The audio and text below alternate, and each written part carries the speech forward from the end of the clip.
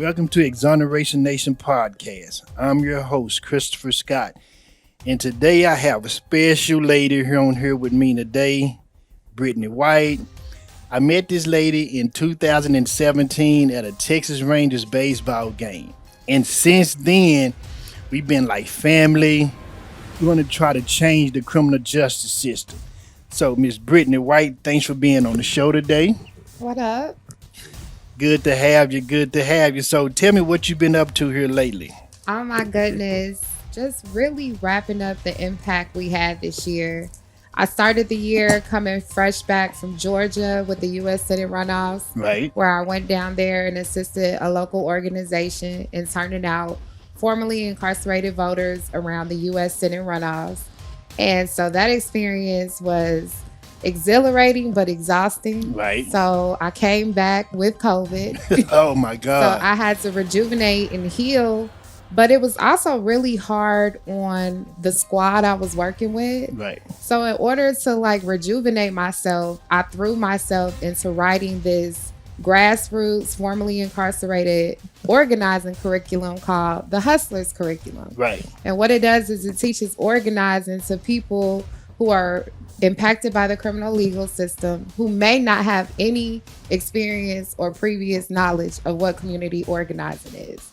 And it was just dope because we use all these nostalgic examples from the culture and people really responded well to it. So that's what gave me life. And that actually turned out so well that I got connected to the Institute to End Mass Incarceration that sits inside of Harvard Law School. And right. I'm their first and only organizing fellow with the Institute, where I'm building out that training with the resources and academic support that it truly deserves right. to enrich the people that we do this work behind. And then I'm still doing my advocacy work on the Live Free side, right. developing formerly incarcerated people's public life through faith communities. And we just celebrated our 10-year anniversary in the Bay. Congratulations. Appreciate it. W. Kamau Bell, Steve Kerr were there to really celebrate us, uplift us. And so I feel like the Most High has been good to me, and I'm getting clear about what my lane is. Right. Criminal reform is so huge right. that everybody really has to find their niche right. within it. And I feel like I am truly owning my part of the work. That's good, man. I want to say that I'm proud of you. Aww. Proud of the things that you have done. Proud of the things you have, accomplished. Being formerly incarcerated people, we know how hard it is. We know the struggle, how to try to get out and try to make a living for ourselves without having that stigmatization on our back where you've been incarcerated. We don't want to give you a job. We don't want to give you housing. So how do you accept it, and what would you do to try to change that? I feel like I'm actually struggling with the flip side of that. Is that now I am, as of September of 21, 7 years removed right. from my incarceration experience. I've been home for 7 years. So my mind and focus is more, how do I stay relevant? Right. Because incarceration looks different. People have access to different type of technologies such as iPads. The struggles and experiences that they're going through currently look different from when I was incarcerated. I did hard time, right? We didn't have access right. to those type of tools and resources, and phone calls was like $15 home. So I'm really trying to make sure that as I get access and privilege to these type of elite environments like Harvard Law, my advocacy is now nationwide, that right. I don't become so absorbed in my privilege that I lose insight of who I do it for. Right. And I keep real people on my team who call me in. They do authenticity checks. A lot of that has come up around COVID protocol. Right. I got some people on my team who are hesitant to get vaccinated. And I was really trying to push people to be safe, letting right. them know that a lot of the environments we want to go into right. in the regions of the country require vaccination. Right. And they checked me. They were like, you kind of starting to sound like the establishment. So just continuing to have people who keep me balanced as I move through these different circles has been amazing. So the day that the Rittenhouse trial ended was the same day young Dolph died, Oh but my got God. killed. And we texted each other that day. And you told me you was kind of like all over the place and you disturbed. And why was that? The day that the Rittenhouse trial, that they announced the verdict, Right, I I had so much anxiety in my body around the Julius Jones case right, that I really didn't think I had any emotional capacity left to deal with the Kyle Rittenhouse trial verdict or whatever. It hmm had been sensationalized and politicized so much that I didn't really have any labor to get to it. What got me about young Dolph is that first of all, I was a fan. A lot right, of my favorite artists are from Memphis, right, but I immediately thought about the black people and the black woman we support in Memphis right, who works with other artists, right, including people in the music game who was trying to orchestrate peace and build political power, and how that literally put her in a war zone, right, right? Because people sitting in the comfort of their home can be like, oh, we're tired of black men dying. But it's not about racism. Black on black violence isn't a thing. It's about capitalism and people being at war for the little resources that we have available. right, And when we have worked so hard after George Floyd died right, last summer to take resources away from the government and get people to have an imagination on what safety looks like outside of the police, you have a moment like that, and the government immediately feels justified right, to give all the money back to the police and put them back in the environment. On top of that, this summer, that same black woman, Tamika Greer, shout out to her at Memphis Artists for Change, told me the state of Tennessee passed an open carry law where you don't need a permit to wow, carry a weapon. So everybody got guns. right, Nobody is has permits or is concerned about that. And it's just like the wild, wild, wild wild west. west out in South Memphis right now. And people have so many opinions on why that is, but people are not being given the resources to adequately address the problem. Right, And that is why I feel frustrated, because people like Tamika and other folks in those community are clear about what needs to happen in order to interrupt the violence, but trying to get the resources and justify to the people who got the resources to give it to them. It's the process that keeps me frustrated. and people are always telling us to trust the process. Do we supposed to trust the process, or does the process trust us? I think we have to rebuild the process. Like, in the type of work we do, there are all different type of cliches and sayings, right? And it's an expression that says that you can't use the master's tools to tear down the master's house. Right, And it is difficult to pull resources out of thin air. Like, black people, we have been historically for decades and decades been turning nothing into something. And folks deserve to be enriched. It is so much American Rescue Plan money right, and COVID dollars that came down from the government that have no restrictions on them. Like, they can be allocated to where right, they're really needed. right, And it is just caught up in buckets in the government waiting for people to vote and make decisions to right, free up those dollars. right, And you see bodies dropping and you looking at them like, free up the money. right, These people need these resources right, now. right, We cannot afford to wait. right. And so, how do we create a process or create enough vehicles of power where we're not asking anymore? We're demanding, Right. and we have the power to justify the demand. I feel you. So I'm gonna ask you this question: how can the justice system in Texas be improved? Oh my goodness. Well, it can start by us having a brand new governor and lieutenant governor and attorney general, and we can just continue to go down from the commissioner on the railroad to every single thing else. Like, the most egregious thing to me was last year during the winter storm, Right. February 2021, when I was in my apartment shivering like I lived in a third world country, Right. listening to my community members across the city break down and burn their furniture to keep their children and animals alive. Like, what is the justification for that? Right. When I lived near downtown, the skyline was lit up, the hockey team had Right. power, Right. and elite neighborhoods across the state did not have to rotate their power like some of us had to do. And then the governor, to assure us that it would be addressed in this legislative session and it to go undressed, Right. but voter suppression happened. Right.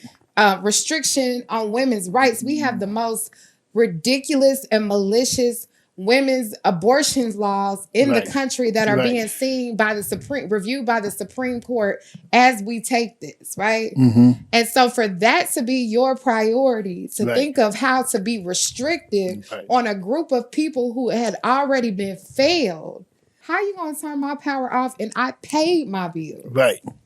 And decide when I can have it. them. Like that was enough to tell me that it's not just about racism. They dangle racism in front of us, but it's truly about capitalism and who's getting paid. Right. And there are so many people in power who are getting their pockets lined Right. and who are motivated by pharma, by corporations and industries and getting a check, that they're not concerned about the power of the people. And it has to be flipped and turned on its head, Right. from local all the way up to federal.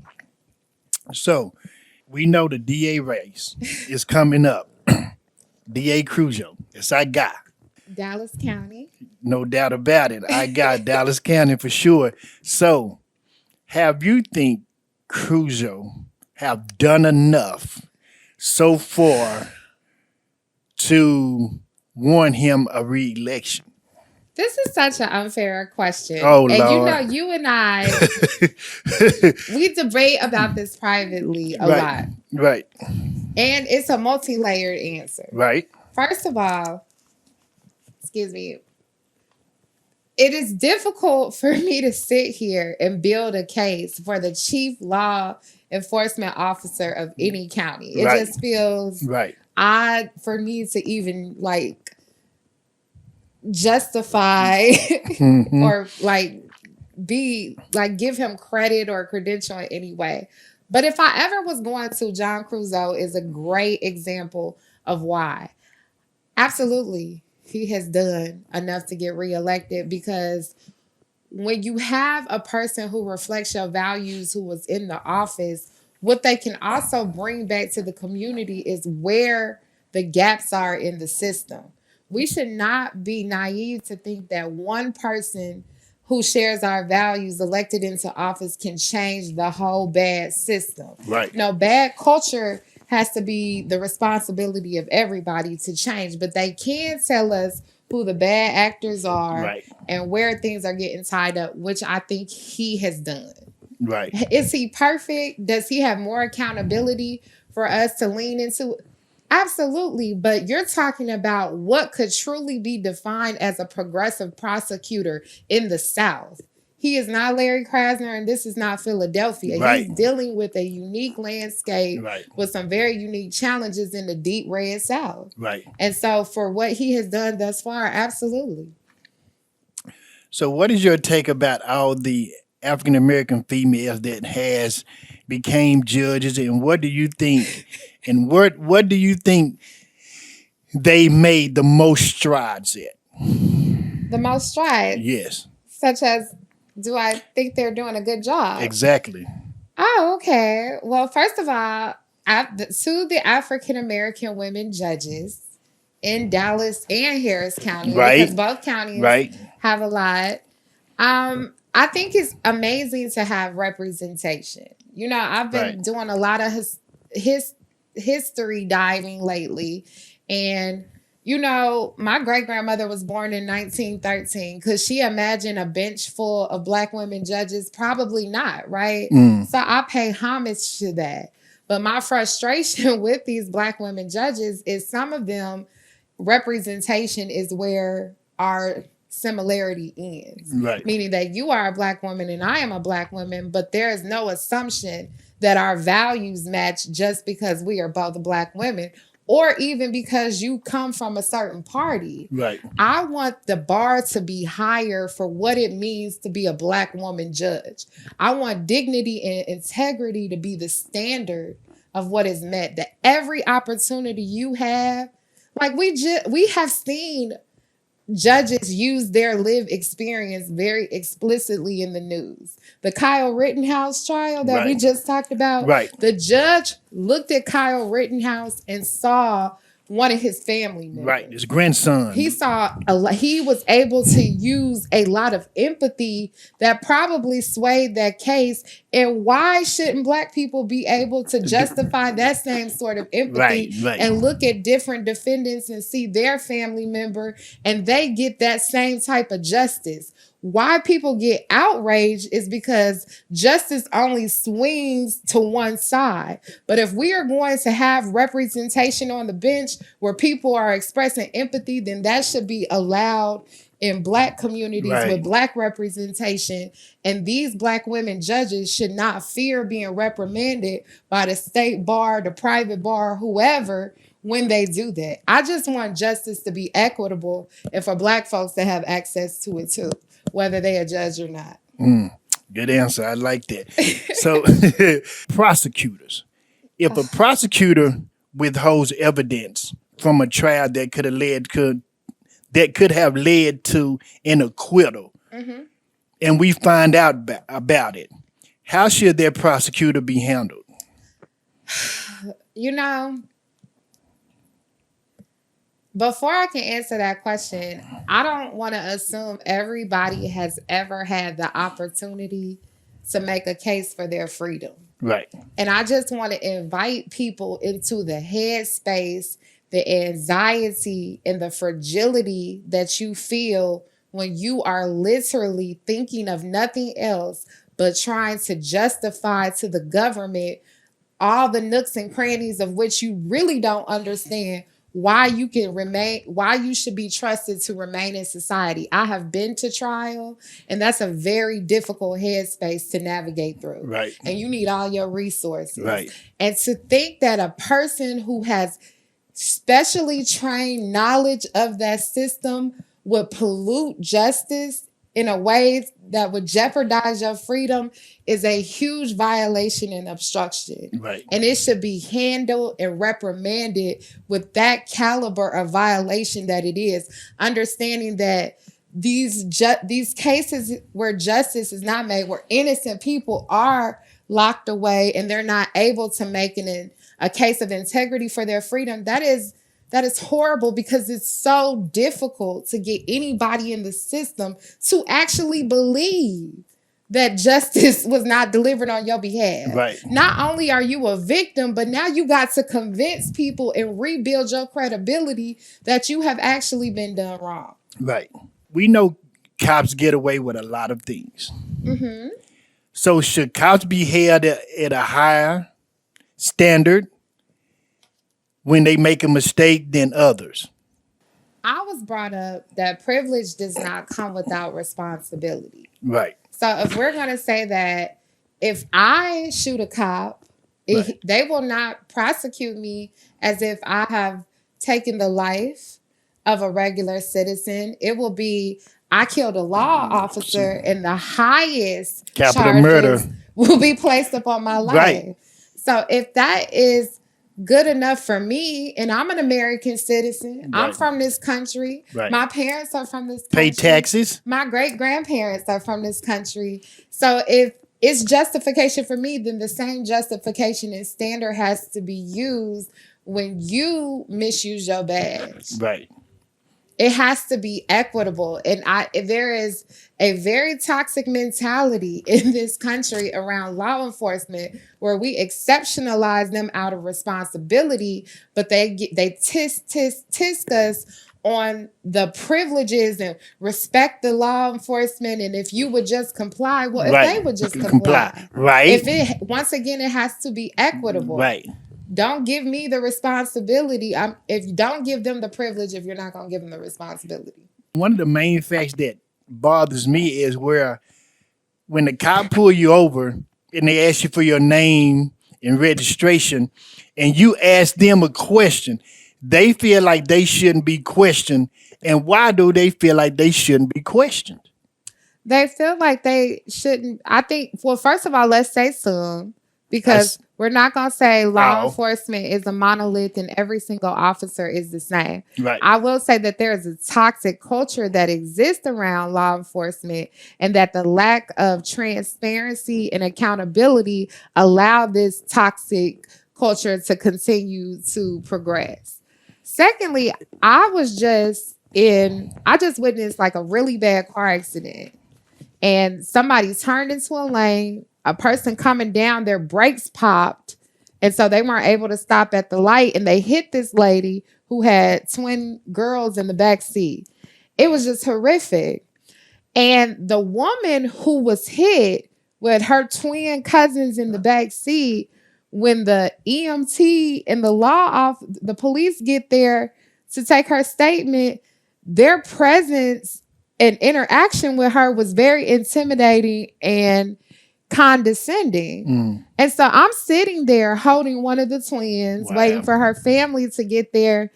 And I just got the officer's name and badge number, because in no situation where a person has been victimized should they feel that you, a public servant, who their tax dollars pay towards your salary, if you should be in service of me, that I have done something wrong or that I can't get the services and help I need. Getting the proper statement and information is going to be essential when she files her insurance claim. Right. They didn't even take my story down as a witness. They didn't take a statement. Those type of incidents are what create distrust with law enforcement. Right. People are not just socialized into hating the police, but we have everyday experience that reinforce those negative impressions from our interactions with them. Right. Wow. So what are your feelings on the recent gerrymandering attempts to suppress voting rights across the country? I'm not surprised. Like, people want power, and we contend for power every day, whether we know it or not. The thing about gerrymandering, for people who may not know, because somebody had to teach me, it's when people intentionally break down the pockets of precincts and voting in such a way to benefit their candidates that they're running. Right. So they may drown out the Black vote. They may drown out the Latino vote and mix in some rural people in the lines. And that way this vote can be allocated majority toward their candidate.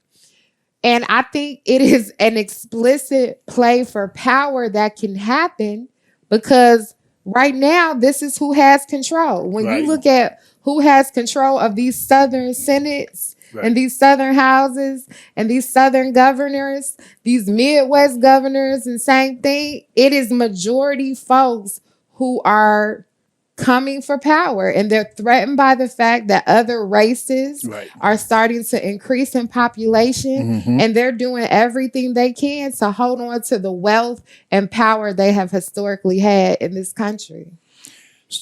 So how do you feel like we should restructure how we go by doing a grand jury? Well, number one, people are sitting on grand juries really uninformed about what type of power they have. Right. We're not encouraging everybody to go and take jury duty serious. Right. Because folks really aren't educated to care until it's their loved one who has an open case, right?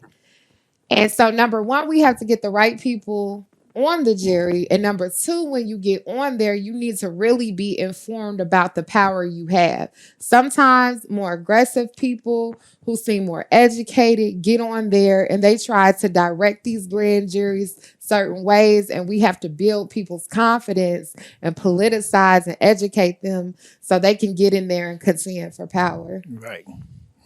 Good answer. Yeah. I feel like I'm in school.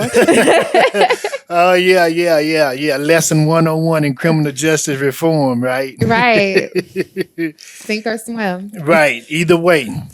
So my thing is, I've asked this question numerous of times to different people, Okay. and have do you ever think you would see a white person being prosecuted, and it's 11 black juries and one black white juror? Do you think you would ever see that? Maybe in like a majority black city like Memphis or Detroit, it could potentially be possible, but it's very rare. I mean, that was the setup on my jury. I had 11 white people, one black lady who wouldn't look me in the eye. Right. Once again, that is part of why formerly incarcerated people can't vote, why we can't sit on juries. It's Right. ways to systematically knock us out of the arena of power. Right. So we have to get some laws changed about who can vote and who can sit on juries. Right. That way we won't be disqualified from being able to do so. So you think it's okay for them to look at our zip codes and strike us out? I don't think it's okay for them to look at our zip codes and strike us out. What I believe and what I'm most interested in working on immediately is who can vote, therefore who has a better chance of being able to sit on the jury. Because like right now Right. in Dallas County, I got jury duty, but I can't go. Like Right. I'll be disqualified immediately because I've been convicted of a felony. Right. And so I'm not even on racial makeup because we have to get more representation in there first. Right. Because Right. you don't want black people who are in there, but their values still don't reflect our values. Like going back to what we said about judges, we can't assume just because you're black, oh, you for me. You might have Right. 11 black jurors and they all be like, we going to convict you and I'm going home tonight. Right. Right. So like I've seen where I think sometimes, scale is always going to be unbalanced for African American people in the court system, because you'll see a black judge feel like I gotta probably be hard on African Americans too. Simple fact, I don't want the other people to think I'm being lenient on them because of the color of their skin. But we just saw, like you said, in the Rittenhouse case, where we know the judge put his hands on the scale to tip the balance on that scale. So that's something that we must, put a stop to. But go ahead. I think when it comes to that, though, that we have to educate people about racism's twin sister, capitalism. Right. You a black man, I'm a black woman. But when it comes to capitalism, if somebody puts some money into the equation, now we might not always line up on the same side, because you might be like, I love you and I agree with you, but I'm about to get this check. Right. And so what we got to get clear about is not only racism, but what are people's self-interest? So if it was one thing about the criminal justice system you could change, what would it be? Oh my goodness. I only get to pick one? Well, give me two. I'd take two.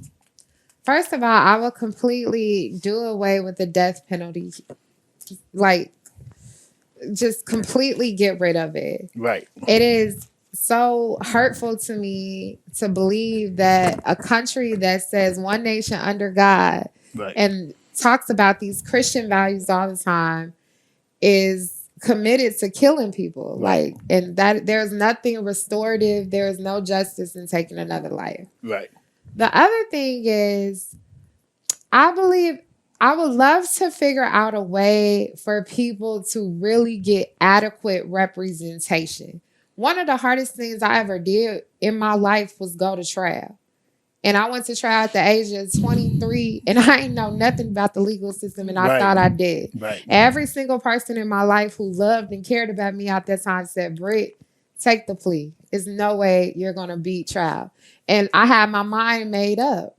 And even though I lost trial, I learned a lot. Right. And you don't know what you don't know until you really need to know it. Right. And so people should really have the support of great legal representation, no matter what you did, Right. when you make a case for your freedom. Because my experiences with my lawyer is every time I wanted to talk about my case, they wanted me to give them some more money. And that's an unfair exchange Right. of power. Right. My freedom is contingent upon what you can perform, and I have to continue to be able to have access to money in order to build a case for myself. And I work with formerly incarcerated people all across this country, and my story is not unique. Right. So I saw you on MSNBC one time. Tell me about that episode. Oh my goodness. That was my first time ever being on MSNBC. And it was like something really great to scratch off my bucket list because I watch MSNBC all the time. I would love to be on Joy Reid's show. But it was COVID. And I believe a great colleague of mine recommended me.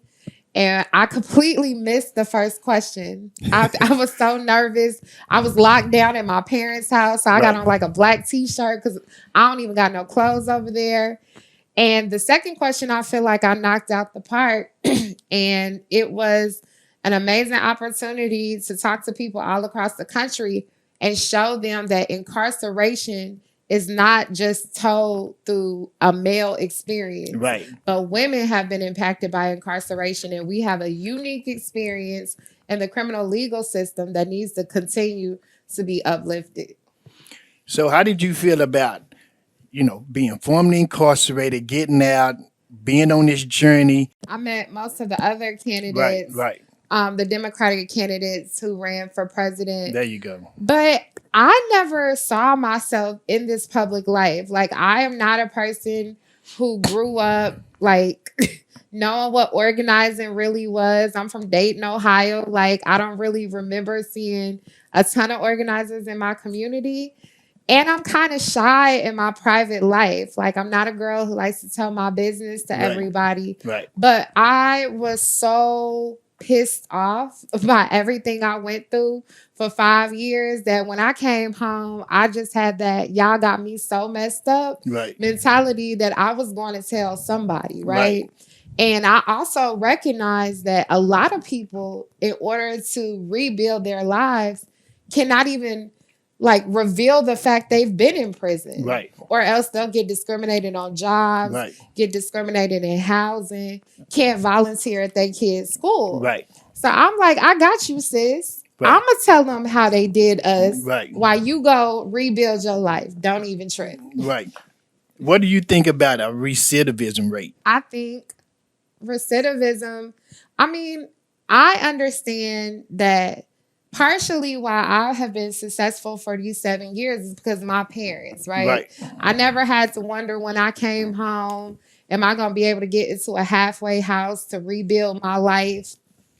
Who was going to help me out? I was able to come home, come to my parents' house, and take as much time as I needed to readjust and get that support. I understand most folks don't have that, right?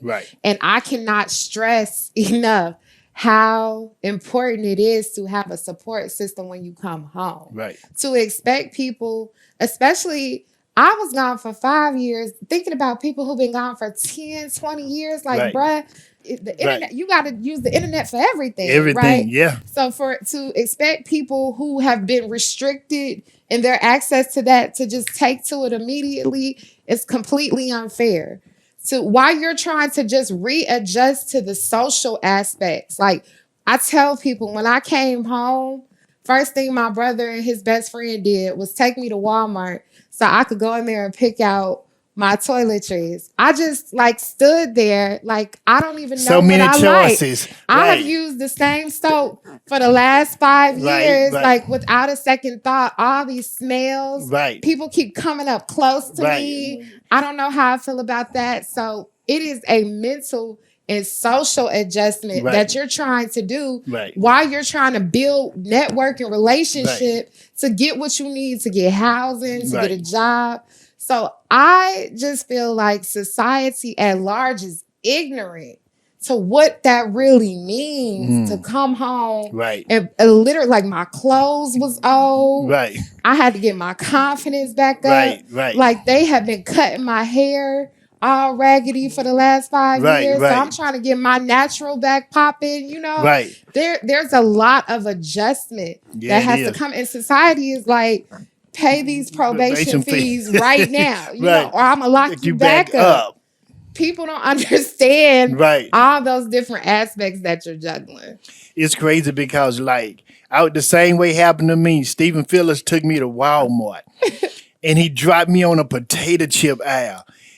And in prison, you don't have a lot of choices.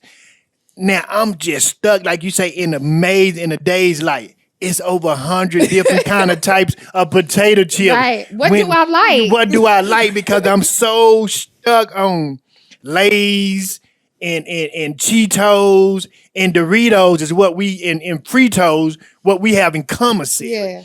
But I just named out 4 potato chips and there's 96 more to Right. even consider. So my thing was like, man, just make the best choice or eat something that you haven't eaten before and see how that taste feels. Yeah.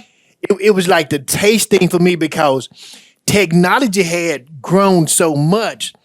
To me, when I got out, I was like, somebody tried to tell me how to use a cell phone. I'm like, I don't even know how to cut it on for one. And for two, you telling me how to use navigation. I'm like, dude, what is a navigation? I don't know. Right. So being confined for 13 years and not knowing anything about technology, and then people expect you to catch on quickly, but when you don't, they feel like you slow. They Or feel institutionalized. See, That's what exactly, they love to say. exactly. They're institutionalized. But for me, also, like I was pretty fine when I came home. But I blew up because I ate everything I haven't been able to eat See? for the last Yeah. 5 years. So I'm back like now trying to get it back tight and right just from like coming home and just like I want everything Right. that I haven't Right. been able to eat. Eat. I've been living off of like the bare minimum Right. for the last 5 years. So it's just so many different layers to coming back to society that I just would ask people to have grace. Right. Like, I don't fully understand a lot of situations folks struggle with, but you can have grace and you can just give people time for their emotions to thaw back out. Right. Like, I had to rebuild my relationship with my parents and my brother, Right. who I'm super close to, because I had learned to turn my emotions off Right. because I had been disappointed so much Right. while I was incarcerated that my brother had to let me know, like, hey, you kind of cold. Right. You got to And I had unfreeze to that. like warm back up and refine like my femininity Right, and right, right, myself, right. my emotions. So it was a song that was out that I kind of like based myself on. And the guy was always saying, I got an ice box where my heart used Kevin to be. Gates, come on now. Yeah, so when I heard that, I was like, that's me. I got that ice box right here. And it's hard to melt this ice box. It's hard to open it up. So what do I have to do to open up this ice box? And what I had to do is forget about prison and start living for the future instead of the past. And once I got over that hurdle, I was good.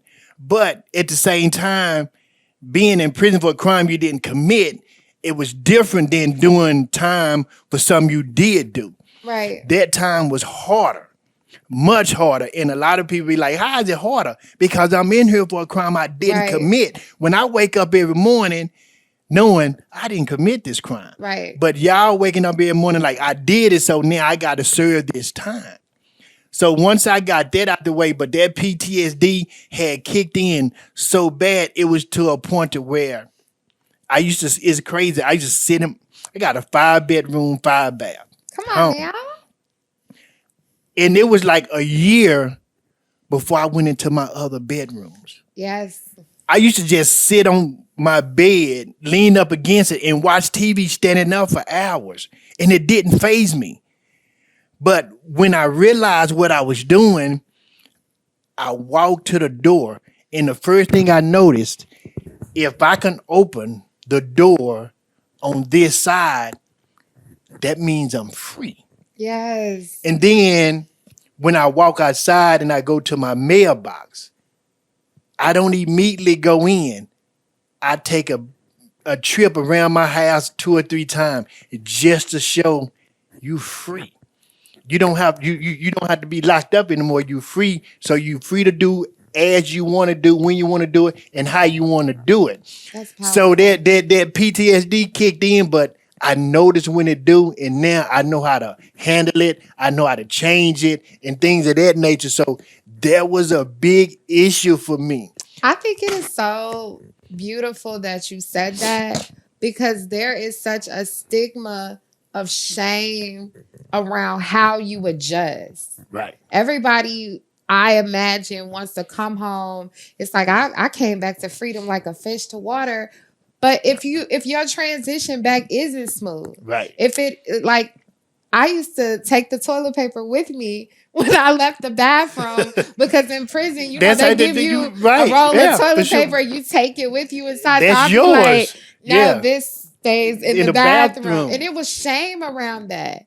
But that is okay because you had that experience. You were socialized to adjust. And if no matter what your adjustment looks like coming home, it is individual and unique to you. And it's beautiful and it's okay. And whatever you need to do to heal, whatever you need to do to be whole, whatever bumps you have along the way, it is absolutely okay. And people don't talk about that enough. Don't let your family hype you Right. because they done seen all these fake documentaries and Right. movies. So Right. now they experts Right. on what it should look like. Right. Run your race and live your life. Right. Because it was crazy. Before I went in the prison, I had no problem with getting dates. But when I got out of prison, it was like 4 months before I was even paid any attention to. And I asked myself, like, do I have some kind of stigma moment where women know this guy been in prison, so we got to look out for him. We got to be careful with this guy. You I know what I think mean? it was probably you didn't recognize women trying to get your attention. Maybe that's what it was. And in male camp, you have to, if you get caught being inappropriate with like the staff Right. or the COs, Right. that's such a thing that Right. were you even open and receptive to Right. those type of connections and interactions? Right. When I came home, I just felt like men were different. Like now I feel like we're in the era of social media. So it's a lot of clout chasing Right. that happens. And Right. it's also not feminine to go to prison. Right. So like if I was open, especially doing the work and I'm telling my story. So when dudes found out I went to prison for trafficking marijuana, they want to ask me corny, inappropriate questions like how much you get caught with and Right. where you was going. That's And I'm that's just not like, that shouldn't even be the conversation. that it just seemed goofy to Right. me, right? Right. And so I'm trying to feel my feelings, Right. thaw out, and get into my femininity. Right. But I'm just like the way men are moving is different. So I'm still single. I'm still looking for the right person, but I don't know. I mean, it will happen when it's supposed to happen. It's a different society and it's a different world. Right. And I just been on my grind. Hey, that's all they got to be. You just got to stay on your grind. You got to stay focused, and you can't worry about what people think or what people say. It's all about how you feel about yourself and how comfortable you are in your skin.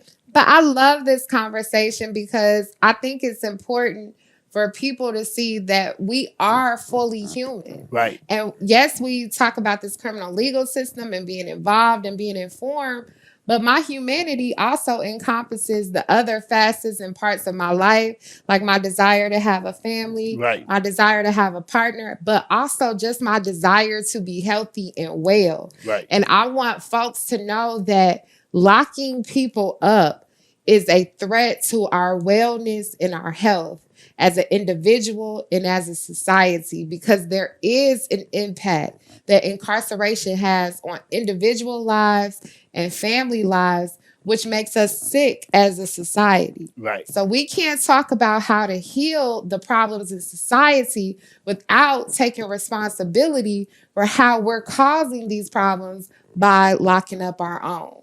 I feel you on that. This would be my final question for today for you. Where do you see yourself in 5 years from now? Well, hopefully, I see myself as a wife and a mother. Okay. You know, raising my little babies, living hopefully in Atlanta, being based out of Atlanta. Okay. And I see myself with a training institute for formerly incarcerated people that will hopefully sit inside of the Harvard Law School, where folks from all over across the country can come up to this elite academic institution and learn about organizing in a way that is competent and accessible to cats I grew up with from Right. around the way.